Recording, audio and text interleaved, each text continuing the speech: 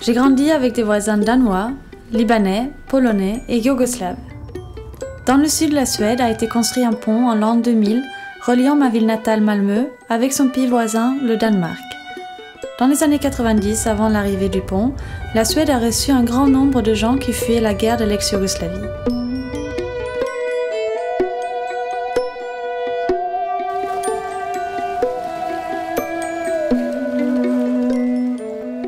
Je me mets en route pour la Bosnie-Herzégovine et je me souviens de 1993.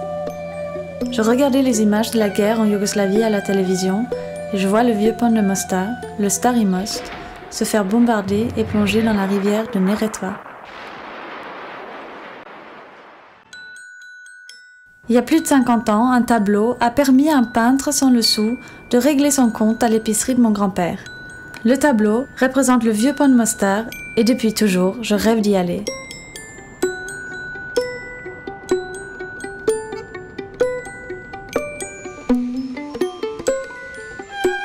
Avant la guerre, cette ville touristique connaissait le plus grand nombre de mariages mixtes dans la région.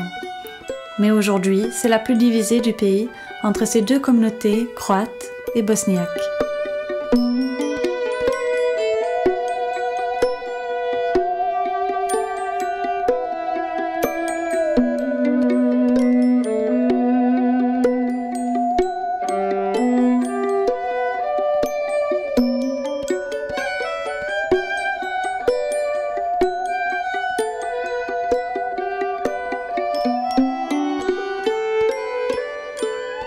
This bridge for the people of Mostar was never some monument. We really made our first steps on the bridge. We really lived around the bridge.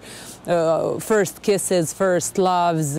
During the entire existence of this bridge, the poets and you know, the painters admired it. It has so many pictures, so many paintings, so many tales. This bridge was something that was in our heart. It was really hard for all of us when in November of 1993 it was destroyed.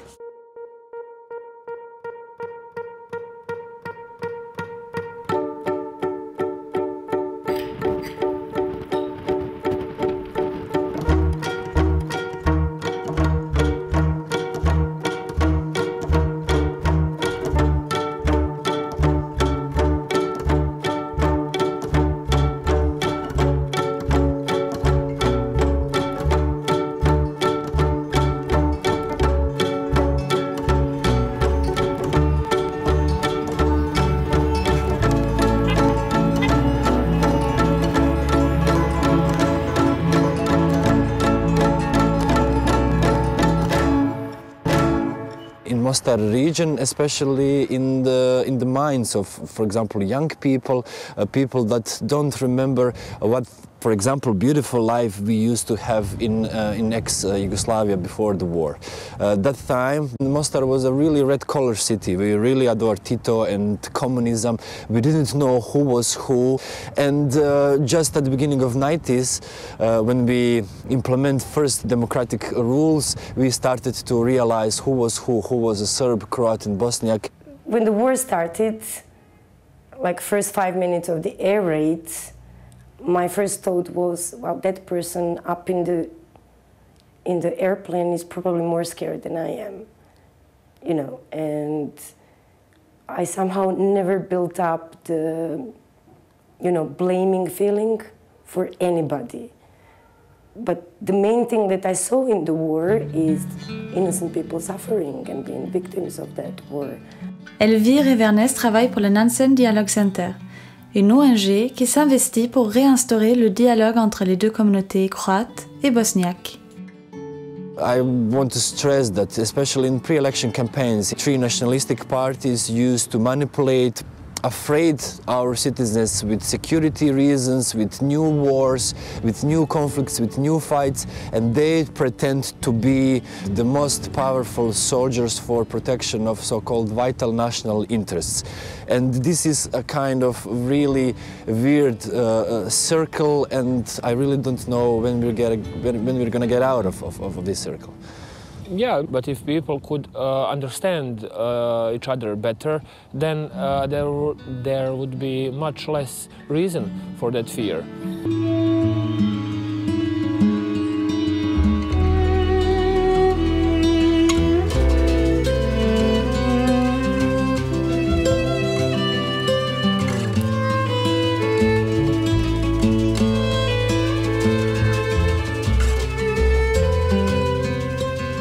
At one moment, it almost appeared that the bridge saved the people of Mostar, because at that moment the eyes of the world were turned to Mostar, and slowly this war went to its end. Even after the war, the bridge was used as a means for reconciliation. The project was developed in the mayor's head. Mayor Oročević, the mayor of that time, and he went to the mayor of the opposite side of Mostar, and together they went to the World Bank and UNESCO and proposed the project that would mean reconciliation of the people and also the reconstruction of the bridge. So as the contractors, they had the company from Turkey, from Croatia, from France. It was a mixture of all neighbors and all the people who actually lived in Mostar. So in that manner, it a little bit put them to work together, you know, again. So just to show that it's possible, that we lived together for centuries and we should continue to live together also now.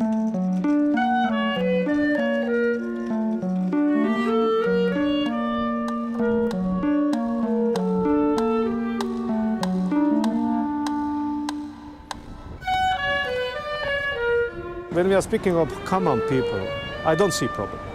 Sometimes in Bosnia and Herzegovina, it's a lot of problems who is coming out from Dayton Agreement, about constitution, about problems coming because everything was good for peace, but now to have peace here. But now we have to develop something new, something more, but we need time.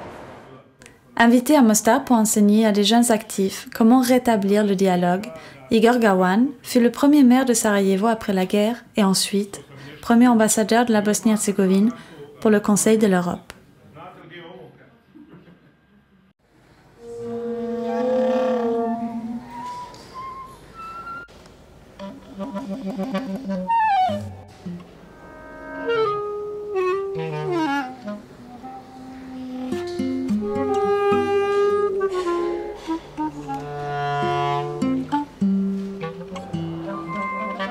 Basically, Summer University is a lot of political schools of Council of Europe. The point is, as far as I can understand, not that much to try to learn people democracy in 3 days. The point is to get to know each other better and to get to hear different points of view and different angles. The idea of it is to have a central topic. This year it is ethics and politics, so everything is built around this central topic. The Council of Europe is not just Europe itself as it is European Union. Geographically, it doesn't matter what it stands for and what it fights for applies to all the world. In those conditions, you learn a lot about yourself, not just other people. I think that the most precious thing that is what Summer University is about is getting to know each other. Have a vivid discussion that can actually produce new ideas and new solutions and resolution to some issues, maybe, hopefully.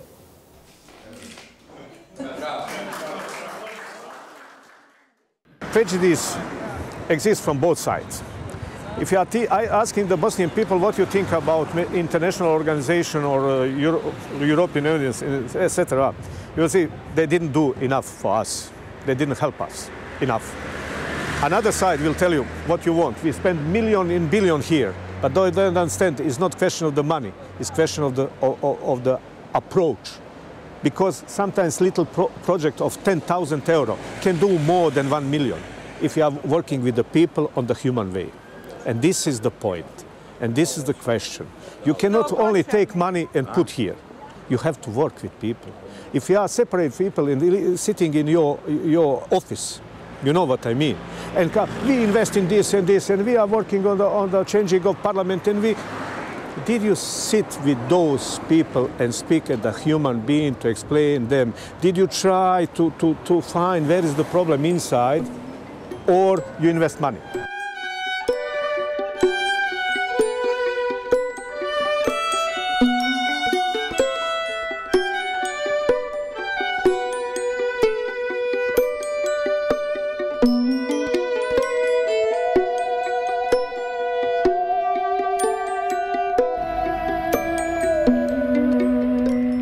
Every post-conflict situation is a long healing period. So if you look in the history and even today in the world, people remember, conflicts from ages ago. So sometimes, and they're transferred from generation to generation to generation, and it's very wrong to expect that, there was a war, now there will be some reconciliation process and everything will go away.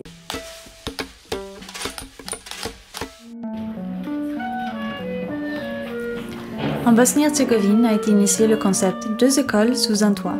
Croates et bosniaques étudient dans le même bâtiment, mais dans différentes salles et avec différents programmes d'enseignement.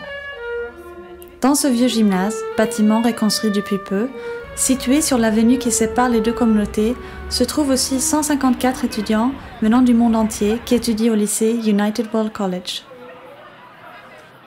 Well, when people think about the segregation in educational system, the first thing that crosses their minds is this project, 2 schools under 1 roof. But we in Nansen Dialogue Center see it as a challenge and as an opportunity to work on communication and better understanding from that point. When kids are in the same building and share the same room and same space. Different from the kids that are physically separated and working according to different curriculum. Plus, our school, United World College in Mostar, is having all 3 nationalities going together to the classroom, allowing them to investigate history in a very, not local history, but European history in a very critical way. They live together in residences, they do so many things together, so if we had more places like that, when kids can see that those invisible people from the other side are just normal kids like they are, it would be much easier. I think it's for younger generations it's really difficult to live in an environment where people are divided. But the environment is ever changing and people become more aware of the fact that if they want to live happily, they have to make peace with each other. So there are a lot of organizations in Mostar that are concerned with this issue and they're trying to make peace with each other.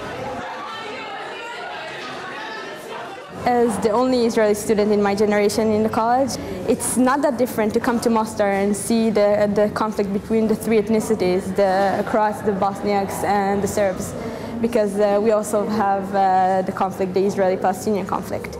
So basically coming here to Mostar actually gave me another perspective on my personal conflict back at home. And when I'm at home, I always think about the conflict here in Mostar. And trying to resolve the conflict here gives me ideas to start and initiate things in my own community. So being also in Israel and in Mostar, living both worlds is a really good perspective and it gives me a bit of hope.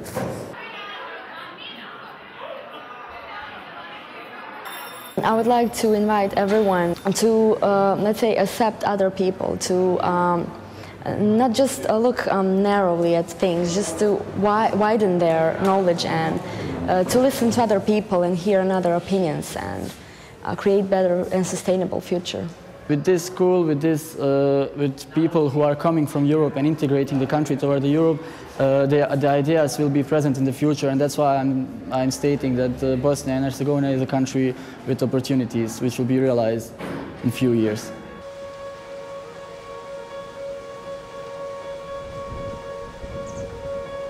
The problems are in people's minds. You know, the nationalistic parties are ruling the country in matter to, you know, always repeat that their people are better, that somebody else wants to take something that's theirs, and it's easy to make people angry. You know, you tell them a couple of lies and then you just use them at the elections and later on.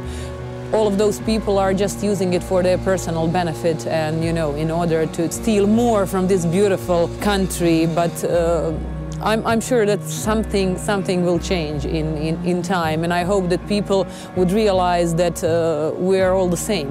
Like we all have the same origins, we all have the same ancestors. Just during some time, somebody took Islam, somebody took Catholicism, somebody is Orthodox. So it's not like we're not so different at all.